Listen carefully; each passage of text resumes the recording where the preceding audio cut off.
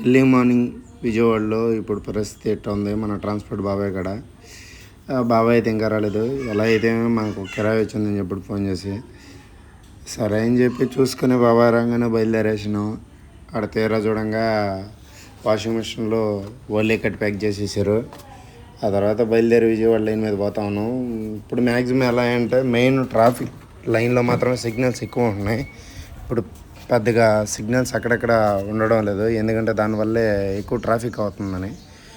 Signals వల్ల ఎక్కువ traffic అయ్యేకాడైతే signals తీశారు ప్రజెంట్ అయితే.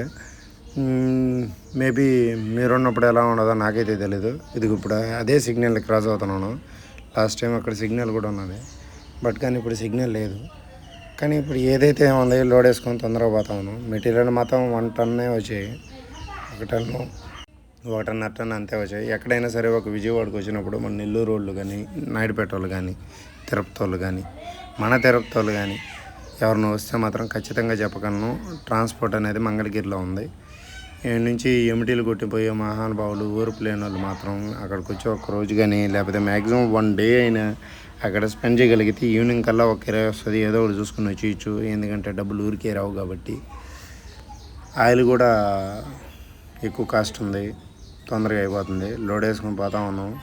కానీ లాస్ట్కి ఏంటంటే చూసుకొని పోయేటప్పటికి మాత్రం నాకు తెల్లారుతుంది. అన్లోడ్ మాత్రం రేపు మార్నింగ్ అవుతుందో రేపు ఆఫ్టర్నూన్ అవుతుందో తెలీదు.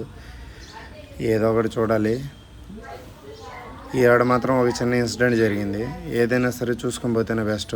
చిన్నగా లైట్గా ఓడిచ్చి డాష్ ఇచ్చుకుని మనకే బొక్క. ఇదిగో ఇది అన్లోడింగ్ పాయింట్ సోనీ విజన్ అని నెల్లూరులో.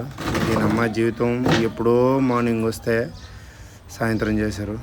నచ్చితే లైక్ చేసి సబ్స్క్రైబ్ చేసుకోండి. ఇట్లాంటి టోటల్కి కిరాయిలు రాకండి.